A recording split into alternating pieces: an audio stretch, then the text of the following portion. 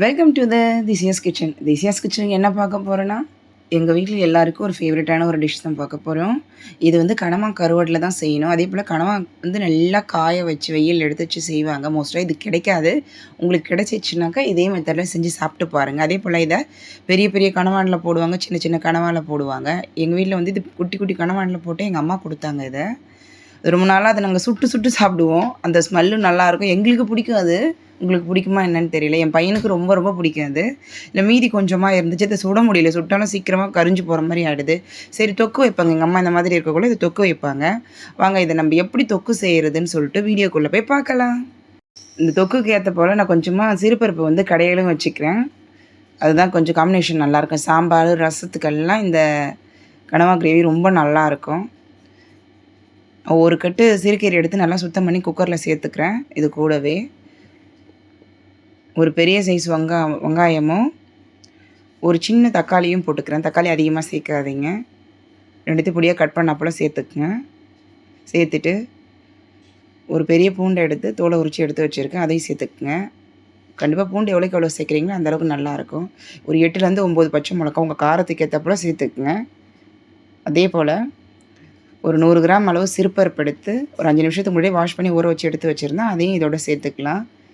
கீரை கடைகளுக்கு எப்போவுமே சிறுபருப்பு தான் நல்லாயிருக்கும் டேஸ்ட்டு. உங்களுக்கு தோரம்பருப்பு பிடிக்குன்னா தோரப்பருப்பு கூட போட்டு கிடைஞ்சிக்குங்க.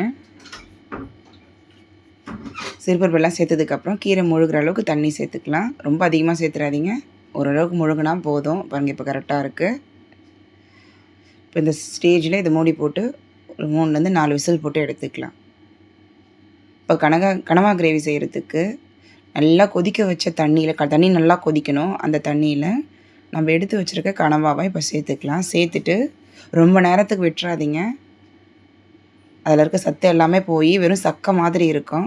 ஒரு நிமிஷத்துக்கு இப்படியே கைவிடாமல் நல்லா மிக்ஸ் பண்ணிகிட்டே இருந்தீங்கனாக்கா அதில் இருக்க மண் அழுக்கு எல்லாமே வந்துடும். ஏன்னா இது பொடி பொடி கனவால் செஞ்சதுனால நம்ம தனியாக ஒன்று எடுத்து காய வைக்க முடியாது. அப்படியே தான் காய வைப்பாங்க. கையால் அள்ளி போட்டு தான் காய வைப்பாங்க.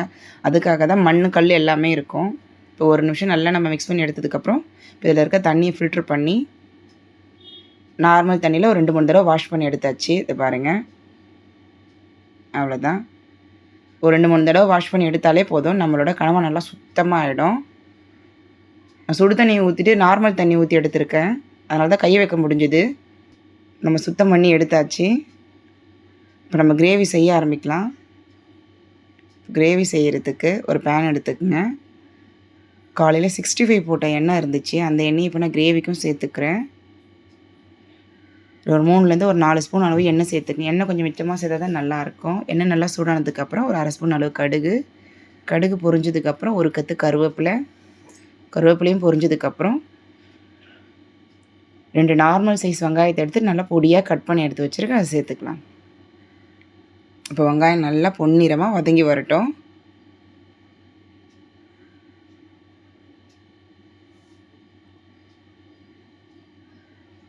இப்போ வெங்காயம் வதங்கணுன்றதுக்காக வெங்காயத்துக்கு மட்டும் தேவையான அளவு கொஞ்சமாக உப்பு சேர்த்துக்கிறேன். ஏன்னா கனவா கருவாட்டில் உப்பு அதிகமாக இருக்கும். அதனால் கொஞ்சமாக சேர்த்துக்கிறேன். இப்போ வெங்காயம் பாருங்கள் ஓரளவுக்கு நல்லா பொன்னிறமாக வதங்கிடுச்சு. இந்த ஸ்டேஜில் 2 நார்மல் சைஸ் வெங்காயத்துக்கு 3 நார்மல் சைஸ் தக்காளி சேர்த்துக்கிறேன். 2 வெங்காயத்துக்கு 3 தக்காளி சேர்த்துக்குங்க, கரெக்டாக இருக்கும். இப்போ தக்காளியும் சேர்த்துட்டு இது கூட 2 பச்சை மிளகாவையும் சேர்த்துக்கிறேன். பச்சை மிளகா சேர்த்துட்டு ஒரு 8 பல் பூண்டு சேர்த்துட்டு இப்போ தக்காளி நல்லா மசிஞ்சு வர்ற வரைக்கும் வதக்கிக்கலாம். தக்காளி எந்த அளவுக்கு மசிஞ்சு வருதோ அந்த அளவுக்கு டேஸ்ட் நல்லாயிருக்கும்.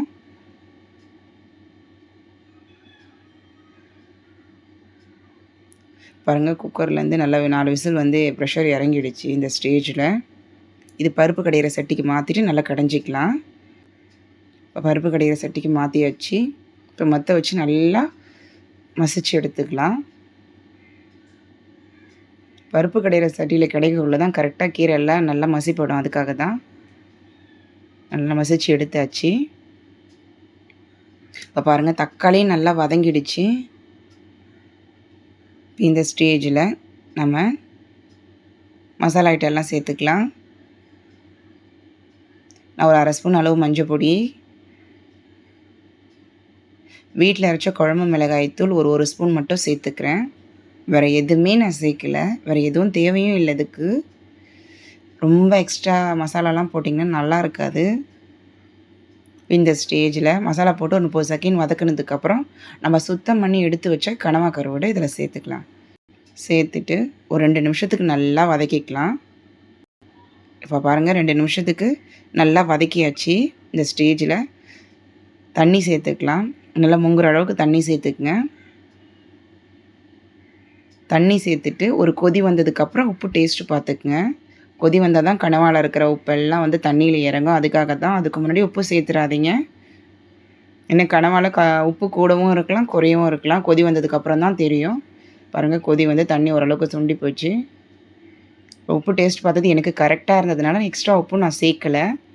உங்களுக்கு உப்பு கூட குறைய இருந்தால் அதுக்கேற்றாப்புல சேர்த்துக்குங்க.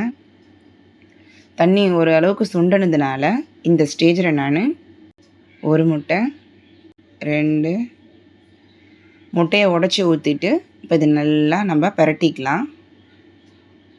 முட்டையை ஊற்றி இதை சாப்பிடக்குள்ளே, இந்த கிரேவியை சாப்பிடக்குள்ளே முட்டை பிரட்டல் சொல்லலாம், கிரேவின்னு சொல்லலாம். நான் கிரேவின்னு தான் சொல்லுவேன் முட்டை ஊற்றினாலும். ஆனால் டேஸ்ட்டு ரொம்ப நல்லாயிருக்கும். எங்கள் வீட்டில் எல்லாம் சின்னதில் இதை அடிக்கடி செய்வாங்க. இதோட டேஸ்ட்டு ரொம்ப அட்டகாசமாக இருக்கும். ரசம் வச்சாங்கன்னா எங்கள் அம்மா இதை தான் செய்வாங்க. கண்டிப்பாக நீங்களும் ட்ரை பண்ணி பாருங்கள். இது நல்லா உதிரி உதிரியாக வர்ற வரைக்கும் நல்லா மிக்ஸ் பண்ணி எடுத்துக்கலாம். முட்டை ஊற்றுனதுக்கப்புறம் அடுப்பை குறைச்சி வச்சுக்கங்க. அடுப்பை ஹையில் வச்சிடாதீங்க. கொஞ்சம் உதிரி உதிரியாக வரட்டும். அதுக்காக கொஞ்சம் நல்லா பரப்பி விட்டா போல் கொஞ்சம் ஒரு மூடி போட்டு மூடிடலாம். அந்த முட்டை எல்லாம் லைட்டாக குக் ஆகிடும். அதுக்காக தான் மூடி போட்டு மூடி ஒரு 2 நிமிஷத்துக்கு இப்படியே இருக்கட்டும். ஒரு 2 நிமிஷம் ஆகிடுச்சு. இப்போ பாருங்கள் நம்மளோட கனவா தொக்கு சூப்பராக ரெடி ஆகிடுச்சு. நல்லா வாசனை நல்லா கம்மன்னு இருக்கும். கருவாடு தொக்கை விட இந்த கனவா கருவாடு தொக்கு அவ்வளோ டேஸ்ட்டாக இருக்கும். கண்டிப்பாக உங்களுக்கு கிடைச்சதுன்னா இந்த மாதிரி ட்ரை பண்ணி பாருங்கள். அடிக்கடி செய்வீங்க. அந்தளவுக்கு இதோட ருசி ரொம்ப நல்லாயிருக்கும். காரக்குழம்பு, சாம்பார் இதை மட்டும் சாப்பாட்டில் போட்டு பிரட்டி சாப்பிடக்குள்ளேயே டேஸ்ட் ரொம்ப நல்லாயிருக்கும். உங்கள்கிட்ட பெப்பர் இருந்துச்சுன்னா இந்த ஸ்டேஜில் போட்டு இறக்கிக்குங்க. நான் பெப்பர் போட்டதை வீடியோவில் எடுக்கல, அதனால் காட்ட முடியல. 1 ஸ்பூன் அளவு பெப்பர் போட்டு இறக்குனா நம்மளோட கனவா தொக்கு சூப்பராக ரெடி ஆகிடுச்சு. டேஸ்ட் ரொம்ப நல்லாயிருக்கும். கண்டிப்பாக ட்ரை பண்ணுங்கள். அவ்வளோதான். இந்த ஸ்டேஜில் நம்ம அடுப்பை ஆஃப் பண்ணிடலாம். அவ்வளோதான், கனவா தொக்கு ரெடி ஆகிடுச்சு. இப்போ நம்ம கீரையை தாளிச்சிக்கலாம். கீரை தாளிக்கிறதுக்கு 2 ஸ்பூன் அளவு எண்ணெய் சேர்த்துக்குங்க. கீரை தாளிக்கக்குள்ளே எண்ணெய் அதிகமாக ஊற்றணும்னு அவசியம் இல்லை. எண்ணெய் நல்லா சூடானதுக்கப்புறம் இதில் ஒரு 1/2 ஸ்பூன் அளவு கடுகலப்பு சேர்த்துக்குங்க. கடுகு நல்லா பொரிஞ்சதுக்கப்புறம் 2 காஞ்ச மிளகாவை கிள்ளி சேர்த்துக்குங்க. இந்த தாளிப்புலேயே ஒரு 1/2 ஸ்பூன் அளவு மஞ்சள் பொடி சேர்த்துக்குங்க. எனக்கு ரொம்ப பிடிக்கும் கீரையில் மஞ்சள் பொடி சேர்த்து சாப்பிடக்குள்ள, மஞ்சத்தூள் போட்டு சாப்பிடக்குள்ள. உங்களுக்கு பிடிக்காதுன்னா நீங்கள் சேர்க்க தேவையில்லை. மஞ்சத்தூள் சேர்த்துட்டு ஒரு 30 செகண்ட் வதக்கினா போல் நம்ம மசிச்சு வச்ச கீரையை இதோடு சேர்த்துக்கலாம். சேர்த்துட்டு ஒரு 1/2 கைப்பிடி அளவு தேங்காவை எடுத்து கொஞ்சம் தண்ணி ஊற்றினா போல் அரைச்சி எடுத்து வச்சுருக்கேன். அதையும் இதோடு சேர்த்துக்கிறேன். சேர்த்துட்டு உப்பு போட்டாப்புல கீரைக்கு தேவையான அளவு உப்பு சேர்த்துட்டு நல்லா கிண்டி விட்டுக்குங்க. தண்ணி அதிகமாக சேர்க்கணும்னு அவசியம் இல்லை. கீரை கடையலுக்கு இந்த தண்ணியாக கரெக்டாக இருக்கும். நல்லா மிக்ஸ் பண்ணி விட்டுட்டு நல்லா கொதித்து வந்தோடனே நம்ம அடுப்பை ஆஃப் பண்ணிடலாம். தேங்காய் சேர்த்துருக்கிறதுனால கீரை கடையலுக்கு அதிகமாக கொதிக்க விடக்கூடாது. இப்போ பாருங்கள் நல்லா கொதித்து வர ஆரம்பிச்சிடுது. இந்த ஸ்டேஜில் நம்ம அடுப்பை ஆஃப் பண்ணிடலாம். இப்போ நம்ம பிளேட்டிங் பண்ணிக்கலாம். ஒரு பிளேட்டில் சுட சுட சாதம் நம்ம ரெடி பண்ணி வச்ச கீரை கடையல். இந்த கீரை கடையல் ரொம்ப நல்லாயிருக்கும். இந்த மெத்தடில் ட்ரை பண்ணி பாருங்கள். நான் எங்கள் வீட்டில் எப்போவுமே இப்படி தான் செய்வேன். செஞ்சால் பசங்களுக்கும் ரொம்ப பிடிக்கும். கீரை பொரிக்கிறத விட இந்த மாதிரி கடையில் செஞ்சால் விரும்பி சாப்பிடுவாங்க. நம்ம ரெடி பண்ணி வச்ச கனவா கருவாடு தொக்கு வாசனை சூப்பராக இருக்குது. கீரை கடையில் எப்போ செஞ்சாலும் கண்டிப்பாக இந்த அவிச்ச முட்டை இருக்கும். இது இல்லாமல் இருக்காது. ஒரு அவிச்ச முட்டை கூடவே காலைல சுண்டல் அவிச்சா அந்த சுண்டலையும் கொஞ்சம் சேர்த்துக்கிறேன். நல்லாயிருக்கும் சாப்பிடக்குள்ளே, எனக்கு பிடிக்கும். அவ்வளோதான், நம்மளோட கீரை கடையிலும் கனவா கருவாடு தொக்கும் சூப்பராக ரெடி ஆகிடுச்சு. நீங்களே இதே மெத்தடில் உங்கள் வீட்டில் ட்ரை பண்ணி பாருங்கள். டேஸ்ட் ரொம்ப அட்டகாசமாக இருக்கும். இந்த வீடியோ உங்களுக்கு பிடிச்சிருக்குன்னு நினைக்கிறேன். இந்த வீடியோ உங்களுக்கு பிடிச்சிருந்துச்சுன்னா எங்கள் சேனலை லைக் பண்ணுங்கள், கமெண்ட் பண்ணுங்கள், சப்ஸ்கிரைப் பண்ணுங்கள். பக்கத்தில் இருக்க பெல் பட்டனை மறக்காமல் கிளிக் பண்ணுங்கள். தேங்க்யூ.